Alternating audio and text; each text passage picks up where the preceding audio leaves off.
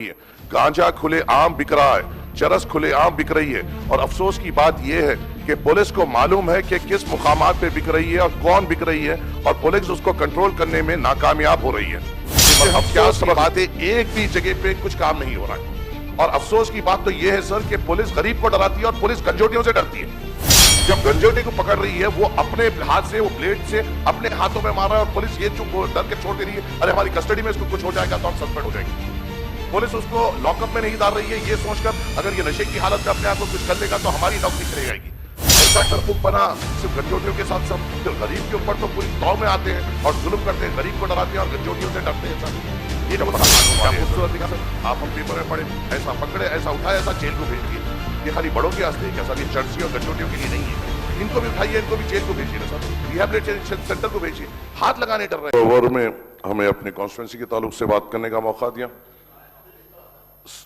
Sir मैं यहां पर आपके सामने एक जो तकलीफ मेरी कॉन्स्टिट्यूंसी में बेइंतहा फैल रही है और जिससे गरीबों को बेइंतहा तकलीफ हो रही है वो आपके सामने रख रहा हूं, और मैं उम्मीद करता हूं कि हुकूमत इस तकलीफ को दूर करने की पूरी जोर कोशिश करेगी। सर जब भी मैं पेपर्स में देखता हूं कि ईगल टीम कहीं फार्म हाउसेस पे रेड कर या बड़े पब्स में या बड़े क्लब्स में रेड कर बड़े बड़े लोगों को पकड़ती है, रंगे हाथों पकड़ती है और उनके जेल के सलाखों के पीछे भेजती है। मेरा सवाल ये है सर, क्या पुलिस की जिम्मेदारी क्या सिर्फ बड़े फार्म हाउस या पब्स या क्लब्स या पॉलिटिशियंस के बेटे या फिल्म फ्रेटर्निटी के लोग रिश्तेदार उनसे ताल्लुक रखते हैं, या उनकी जिम्मेदारी गरीबों पे भी है या नहीं है? क्योंकि मुझे नहीं दिखता कि ये पुलिस अपना काम ड्रग्स के ताल्लुक से उन गरीब इलाकों में काम कर रही है जहां पे उनको करना चाहिए। सर मेरे पास बहुत सारी परेशानी ड्रग मेनेस की हो रही है, बहुत सारी तकलीफात वहां पे हो रही है। गांजा खुले आम बिक रहा है, चरस खुले आम बिक रही है। और अफसोस की बात यह है कि पुलिस को मालूम है कि किस मुकामात पे बिक रही है और कौन बिक रही है, और पुलिस उसको कंट्रोल करने में नाकामयाब हो रही है। इससे हम क्या सबक ले सर?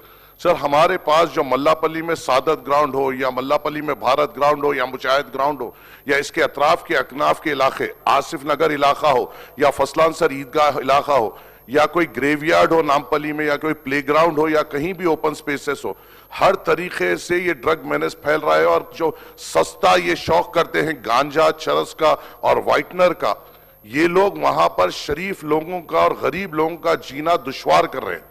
सर मैं आपसे यह कहता हूं कि पिछले थोड़े दिन पहले हबीबनगर पुलिस स्टेशन लिमिट में एक ऐसा वाकया हुआ था जहां पे अगर आप देखें, जिस तरीके से हम कभी वीडियोस में देखते हैं, एक छोटी बच्ची के अतराफ कुछ जंगली अगर कोई कुत्ते लग जाते हैं और उसको नोचते हैं, हम उस बच्ची के घर के साथ हमदर्दी करते हैं, उस बच्ची के साथ हमदर्दी करते हैं।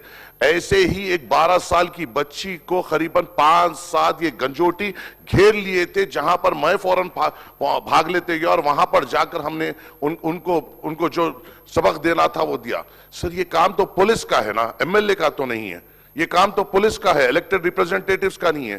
क्या इसलिए गांजे को नहीं पकड़ा जा रहा है क्योंकि 1 ग्राम कोकीन पकड़ना बहुत अच्छी बात है? 1 ग्राम कोकीन के पैसों के बनिस्बत 100 कई किलो गांजा पकड़ना पड़ता है। पुलिस को अपनी शोहरत के साथ साथ गरीबों के लिए भी काम करना पड़ेगा। सर मुझे तो मैं कहीं फर्क नहीं दिख रहा, मैं हर प्लेटफॉर्म पर चाहे कौन से भी पुलिस अहदेदारों के सामने मैंने गांजा के ताल्लुक से, हमारी कॉन्स्टिट्यूंसी नामपल्ली के ताल्लुक से एक स्पॉट आइडेंटिफाई करते हुए पुलिस महकमे को दिया, मगर अफसोस की बात है एक भी जगह पे कुछ काम नहीं हो रहा है। और अफसोस की बात तो यह है सर कि पुलिस गरीब को डराती है और पुलिस गंजोटियों से डरती है। जब गंजोटी को पकड़ रही है वो अपने हाथ से, वो ब्लेड से अपने हाथों पे मार रहा है, और पुलिस ये चुप डर के छोड़ दे रही है, अरे हमारी कस्टडी में इसको कुछ हो जाएगा तो हम सस्पेंड हो जाएंगे। पुलिस उसको लॉकअप में नहीं डाल रही है ये सोचकर अगर ये नशे की हालत में अपने आप को कुछ कर लेगा तो हमारी नौकरी चली जाएगी। ऐसा डरपोकपना सिर्फ गंजोटियों के साथ सब फिर गरीब के ऊपर तो पूरी तौर में आते हैं और जुल्म करते हैं, गरीब को डराते हैं और गंजोटियों से डरते हैं सब। ये कौन सा कानून वाले हैं सर? क्योंकि ये मैं माफी चाहता हूं, मुझे मालूम है हर तरीके से काम होता है, हम तायद भी करते हैं जहां पे होता है, मगर मैं जो देख रहा हूं हमारे इलाकों में इस मैदान में ये लोग नाकामयाब हो रहे हैं। मैं अपनी जानिब से, हमारी पार्टी की जानिब से, मैंने कई इलाकों में गवर्नमेंट के दिए हुए फंड से नहीं सर, या दूसरे अपने जेब के फंड से सीसीटीवी कैमरेज भी लगाए। मगर ये लोग को भी तो काम करना पड़ेगा। सर मैं आपकी इस चेयर से रिक्वेस्ट करता हूं, आपसे रिक्वेस्ट करता हूं, इनको इंस्ट्रक्शंस दीजिए सर कि इनको जब पकड़े, क्या खूबसूरत दिखा सर, आप हम पेपर में पढ़े, ऐसा पकड़े, ऐसा उठाए, ऐसा जेल को भेज दिए। ये खाली बड़ों के वास्ते है क्या सब? ये चर्सियों और गंजोटियों के लिए नहीं है क्या? इनको भी उठाइए, इनको भी जेल को भेजिए ना सब, रिहैबिलिटेशन सेंटर को भेजिए। हाथ लगाने डर रहे हैं सर। आपके जरिए से हुकूमत को ताकीद करिए, इंस्ट्रक्ट करिए कि इस मेनस के खिलाफ इकदाम ले और इनको एक टाइम फ्रेम सेट करिए कि इनको रिजल्ट दे। गांजा कहां बिक रहा है सर? हद तो एक हो, ये बात हो गई, पुलिस को एक आदमी मालूम है कि ये गांजा बेच रहा है, पुलिस को उसका घर मालूम है, उस आदमी ने पुलिस में हाई कोर्ट के में उन लोगों के खिलाफ वो स्टे ला लिया सब कि पुलिस हमें हरासा नहीं कर सके। क्या कर रहा है साहब? हमारा लीगल डिपार्टमेंट थाली मार रहा है। ऐसे लोग हमारे पुलिस के खिलाफ भी अगर वो स्टेज ला ले रहे हैं कि पुलिस हमारे घर पे नहीं आएगी, तो हम क्या कर रहे हैं साहब? किस तरीके की एग्जाम्पल सेट कर रहे हैं सर? इस पे गौर करने की हुकूमत को जरूरत है। मैं आपसे अदबन गुजारिश करता हूं और as a first time MLA आपकी इस चेयर से उम्मीद करते हुए बैठता हूं कि आप हुकूमत को इंस्ट्रक्शन देंगे और आपके सामने ये बात रखे बाद से पुलिस महकमा काम करेगी, गरीबों को सहूलत देगी, गरीबों की हिफाजत करेगी। आपकी इस चेयर से उम्मीद रखते हुए बैठ रहा हूं सर। शुक्रिया। अस्सलाम वालेकुम। Minister sir